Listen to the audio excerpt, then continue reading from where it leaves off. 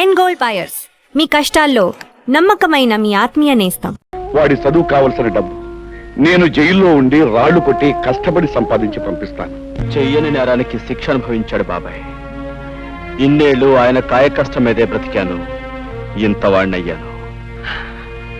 నేను ఎంత పాపిష్టివాణిరా బాబు. ఈ ఊళ్ళో జరుగుతున్న అన్యాయాల్ని అక్రమాల్ని ఎదుర్కొంటూ అందరికీ అండగా ఉండే మీ బాబాయ్ దోషి అని నమ్మాను. తప్పుడు సాక్ష్యం చెప్పి చేతులారా జైలుకు పంపించాను. వాడిని క్షమించమని అడిగితే తప్ప నాకు మనశ్శాంతి లేదురా. మీ బాబాయ్ ఎక్కడున్నాడు? మా ఇంట్లోనే ఉన్నారు మావయ్య గారు. నువ్వా? ఎంతసేపు వచ్చి? నీ గురించి, గతంలో మా నాన్న చేసిన నేరాల గురించి, అందుకు అన్యాయంగా దోషి అని ముద్ర వేయించుకున్న మీ బాబాయ్ గురించి చెప్తున్నప్పుడే వచ్చాను హరి. ఇంతకాలం నేను ఒక స్వార్థపరుడు కూతుర్నని సిగ్గుపడేదాన్ని. ఇప్పుడు ఒక హంతకుడు బిడ్డనని తెలిసి అవమానంతో బాధపడుతున్నాను. నిజంగా నాకు మీలాంటి మంచి మనుషుల మధ్య నిలబడే అర్హత కూడా లేదు. నేను వెళ్ళిపోతా. చూడమ్మా పద్మ, పిచ్చి పిల్ల, అవేం మాటలమ్మా. మీ నాన్న చేసిన తప్పులకు నువ్వెందుకు బాధపడటం? నువ్వు ఆయన రక్తం పంచుకు పుట్టావే గాని బుద్ధులు గుణాలు పంచుకోలేదుగా. చెప్పు. నేను చెప్పను. చెప్పు రావుడు. ఉండండి, ఆడితో నిజంగా చెప్తాలో నాకు తెలుసు. అయితే చెప్పించు. మర్యాదగా చెప్పు, ఆ హరి ఎవడు? లేదో నీ ప్రాణం తెస్తాను. చెప్పు. ఆ హరి ఎవరో కాదురా, మీ పాలిట యముడు, ఆ బ్రహ్మనాయుడు కొడుకురా. రుద్రయ్య, ఆ మంచి ముహూర్తం వచ్చేసింది. పిస్తోల్ ఎట్టుకో, వెళ్ళి అరిగాని కాల్చి. పెట్ట కాల్చినట్టు కాలుస్తాను. వస్తాను.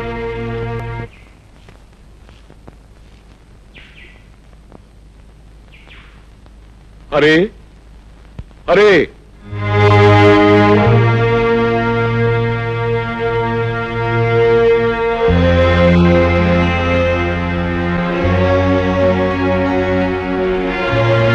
తమ్ముడు, తమ్ముడు, అన్నయ్య, తమ్ముడు, అన్నయ్య, తమ్ముడు, నన్ను క్షమించగలవురా నువ్వు? అదే మాట అన్నయ్య. అవునరా, నేను నీకు అన్యాయం చేశాను. నీ జీవితంలో 14 ఏళ్ళు కటకటాల వెనక బండరాళ్ల మధ్య గడిచిపోయేలా చేశానురా. నీ తోడు పుట్టిన వాడిని ఎందుకు కూడా నీకు అన్యాయం చేశాను. నన్ను క్షమించు. ఊరుకో అన్నయ్య, ఊరుకో, ఊరుకో. నా నుదుట అలా రాసుంటే దానికి ఎవరేం చేస్తారన్నయ్య? నీ కళ్ళకు కనిపించిన నిజాన్ని నువ్వు చెప్పావు. ఇందులో నీ తప్పే ఉంది. అవును, ఇంతకీ ఇదంతా నీతో ఎవరు చెప్పారన్నయ్య? నేనే చెప్పాను బాబాయ్. అంతేకాదు, మన ఇద్దరం కలిసి ఆ రాయుడు ఆట కట్టించడానికి ఎలాంటి ప్లాన్ వేసాం కూడా చెప్పాను. హరి, వీళ్ళకి నిజం తెలిసినట్టే నువ్వు ఎవరివన్న నిజం రాయుడు కూడా తెలిసిపోయింది. ఎలా తెలుస్తుంది బాబాయ్? పట్టణం నుంచి గిరి ముసలైన బంధించి తీసుకొచ్చాడు. వాడి చేత నిజం చెప్పించాను. ఎవరు? రుద్రయ్య నువ్వా? ఎంతసేపు అయింది అబ్బాయి వచ్చి? ఇంతకు ముందే వచ్చాను వదిన. వదిన, అమృతం లాంటి నీ చేతి వంట తిని ఎన్నో ఏళ్ళైంది. ఆకలిగా ఉంది, అన్నం పెట్టు. అంతకంటేనా? రా అబ్బాయి. సరే.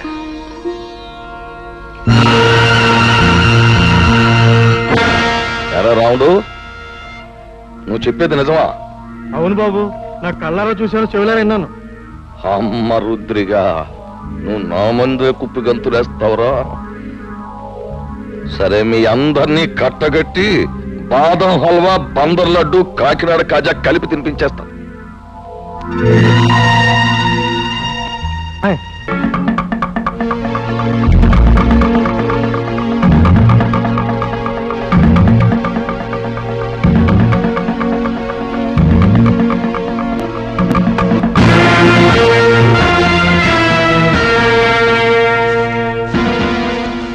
ఏంట్రా రుద్రయ్య, చలిమిడి ముద్ద తినేసి ఏనాడో సెలవు తీసుకోవాల్సిన నీ అన్నగారి కొడుకు ఊళ్ళోకి రుస్తుములా దిగి నాకే శత్రువు అయిపోయి. అవి నువ్వు వెళ్ళాడికి దప్పలం ఎట్టేరా అని నిన్ను పంపితే ఆడు నువ్వు అందరూ ఏకమైపోయి నాకేదో ఎట్టేయాలని మీరు పప్పులో కాలేశారు. నేను మొన్నే చెప్పాను కదా నా గురి తప్పదు అని. అందుకే ఈ ఏళ మీ అందరినీ పైకి పంపేయాలని తీర్మానించమైనది. అరబ్బాయా, ఇప్పుడే నీ గురించి అనుకుంటున్నావు. నీకు 100 ఏళ్ళు. మీ వాళ్ళు అందరూ ఇక్కడే ఉన్నారు, అందరికీ కలిపి బంతి భోజనాలు ఎత్తేస్తాను రా. రాయుడు, ఇంతకాలం అందరి చేత అన్నీ తినిపించడానికి అలవాటు పడ్డ నీ చేత ఎండుగడి తినిపించడానికి రా నేనొచ్చింది. రాయుడు, నిన్నెదిరించాడని మా మాస్టర్ని పొడిచి చంపింది నువ్వు. నీ కొడుకు వల్ల నెలతప్పిన లక్ష్మిని పీక నిలివి చంపింది నువ్వు. నీ బండారం బయటపడుతున్న భయంతో మా అమ్మమ్మను ఆంబోతో చంపించింది నువ్వు. ఇన్నాళ్ళకి నువ్వు చేసిన పాపాలకు రుజువులు, నువ్వు చేసిన నేరాలకు సాక్ష్యాలు దొరికాయి కాబట్టి నీ రోజు ఎంత చూస్తాను. అవును,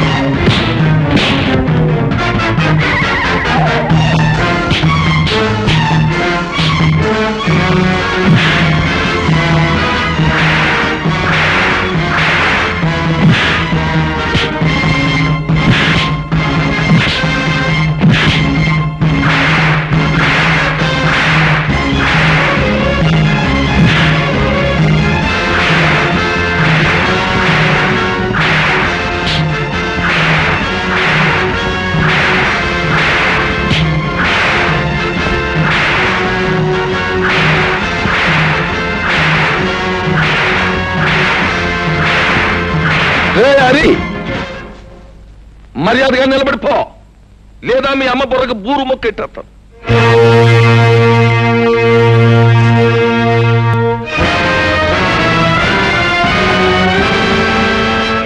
రే, ఆ నట్టుకొచ్చా చెట్టు కట్టయిండ్రా.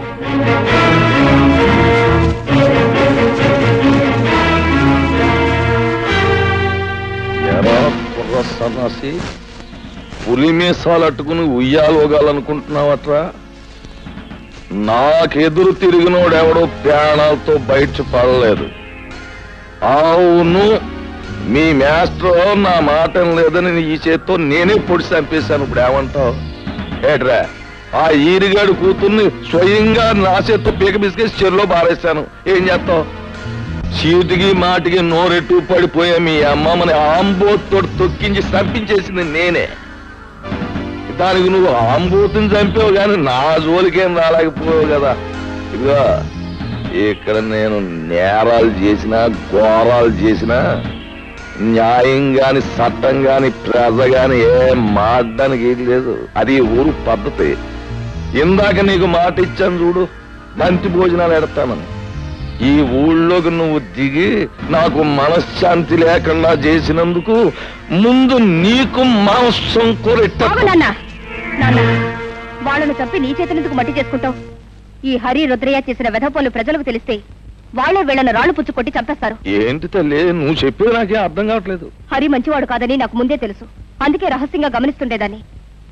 ఈ రుద్రయ్య వచ్చాక ఒకరోజు ఇద్దరు కలిసి ఎవరూ లేరనుకొని కొన్ని నిజాలు మాట్లాడారు. అవన్నీ రికార్డ్ చేశాను, విను. రుద్రయ్య బాబాయ్, ఇంకా సిటీలో పోలీసులు నా కోసం గాలిస్తున్నారంటావా? ఎంత గాలిస్తే మాత్రం వాళ్ళు నిన్నే పట్టుకోగలరా? అయినా రేప్ చేసిన పిల్లను పేగడొక చంపేకి ఎందుకు వదిలేశావరా? అందుకే అది నీ గురించి రిపోర్ట్ ఇచ్చింది. అది కాదు బాబాయ్, అప్పటికే 2 హత్యలు చేస్తున్నాను. మళ్ళీ ఇంకో ప్రాణం తీయడం ఎందుకా అని ఊరుకున్నాను. ఇంతకీ రాయుడు కూతురు వదిలేసావా లేకపోతే ఓ పట్టు పట్టావా? తొందరపడక బాబాయ్, మంచోళ్ళ నటించి ముందు ఈ ఊళ్ళో అమాయకపు మొగుళ్ళు తాలూకు పెళ్ళాలను సరిచేస్తున్నాను. సమయం చూసి ఆ రాయుడు కూతురు కూడా ఓ పట్టు పడతాగా. అమ్మ బ్రహ్మన్న కొడక, నీ వెనకాల ఎంత పాపిష్టి చరిత్రుందా? హత్యలు, మానభంగాలు శాస్త్ర ప్రకారం వీడికి వెన్నతో పెట్టిన విద్యలన్నమాట. ఏమిటే నాన్న, రేపు రచ్చబండ దగ్గరికి ఊరందరినీ రమ్మనండి. ఈ నీచులిద్దరినీ నిలబెట్టి ఈ టేప్ వినిపిస్తే చాలు, వాళ్లే వీళ్ళ దుమ్ము దులుపుతారు. కరెక్ట్. ఇప్పుడు నా కూతుర్ని అనిపించుకున్నావమ్మా. ఇవాళ లింగం పంతులు, అయ్యా, ఊళ్ళో పిల్ల మేక అందరినీ రచ్చబండ దగ్గరకు వచ్చేమని టౌ కొట్టించేయండి. ఇదిగో ఆ రుద్రయ్య గారిని, ఎరిగాన్ని బండి కట్టించి ఈడ్చుకుని జనం దగ్గర తీసుకురండి. ఊరంతా మైకులు ఎట్టేయండి, స్పీకర్లు. పండుగ అయిపోవాలి. నడండి.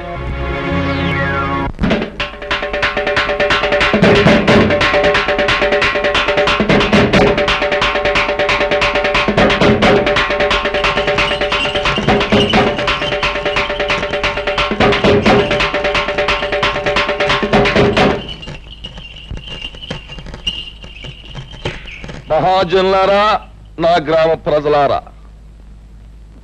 చక్కగా సల్లగా సాగిపోతున్న మన ఊళ్ళోకి ఈ అరిగాడనేవాడు పాములాగా వచ్చి ఇషాన్ని గక్కి ఊరిని అల్లకల్లోలం చేసేశాడు. అందుకే ఆడి చేత బాగా పొలవ తినిపించి మరీ గెంటేశాను ఊళ్ళోంచి. కానీ వెళ్ళిపోయినోడు ఆడు ఊరుకోలేదు, పగబట్టిన పావులాగా మళ్ళీ తిరుగు ఊళ్ళోకి వచ్చాడు. మరి పచ్చినెత్తుర్ని పానకంలాగా తాగేసి ఆ రుద్రయ్య గారితో స్నేహం చేశాడు. ఇద్దరు కలిపి ఊరిని బూడిద చేసేయాలని ఓ ప్లాన్ వేసుకున్నారు. మాట్లాడమేమో లింగం? అయ్యా, హరి రుద్రయ్య ఎన్ని నేరాలు ఘోరాలు చేశారో మీ ముందు బయట పెడుతున్నాం. వీళ్ళ గురించి నిజం తెలిసాక శాస్త్ర ప్రకారం వీళ్ళని ఏం చేయాలో మీరే నిర్ణయించండి. ఏమిటి? తర్వాత వాళ్ళిద్దరూ కలిసి ఎన్ని పాపిష్టి పనులు చేశారో, ఎన్ని లుచ్చా పనులు చేశారో వాళ్ళ మాటలన్నీ కూడా ఇక్కడ ఉన్నాయి. అవి ఇప్పుడు మీకు వినిపిస్తాం. ఆ మాటలు విన్న తర్వాత ప్రజలైన మీరు మరి రాళ్లు పట్టుకుని రవ్వలడ్లే తినిపిస్తారో, కర్రలట్టుకుని కారపూసే తినిపిస్తారో మీరే తెచ్చుకోండి. అమ్మాయి పద్మ, ఆ కనెక్షన్ లో వైర్లు జాతకం ఉన్నాయా? అంతా రెడీ నాన్న. పేపర్ వినిపించే ప్రతి మాట సినిమా పాటలా వీధి వీధిన మారుమోగిపోతుంది. ఇక ఆలస్యం ఎందుకు, నొక్కే.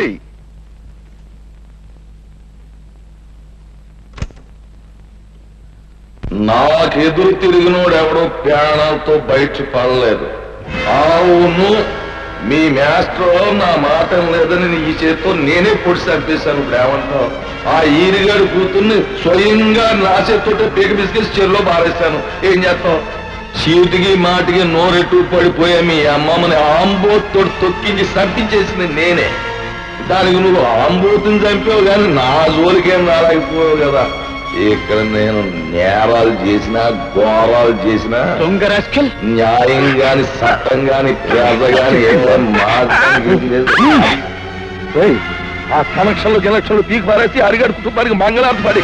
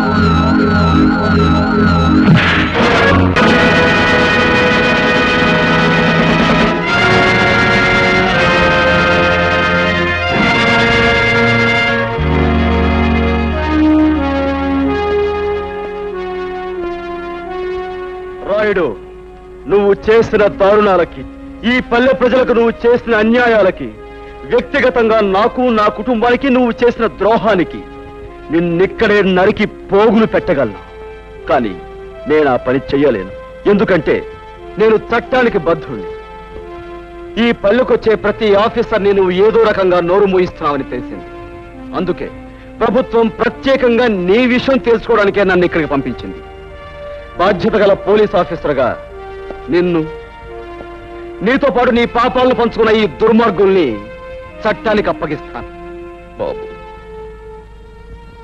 ఇప్పుడు నువ్వు అన్న ప్రతి మాట యథార్థమేనని ఒప్పుకుంటాను. మీరే శిక్ష చేసినా భరిస్తాను. అమ్మా పద్మ, ఇలా బాబు,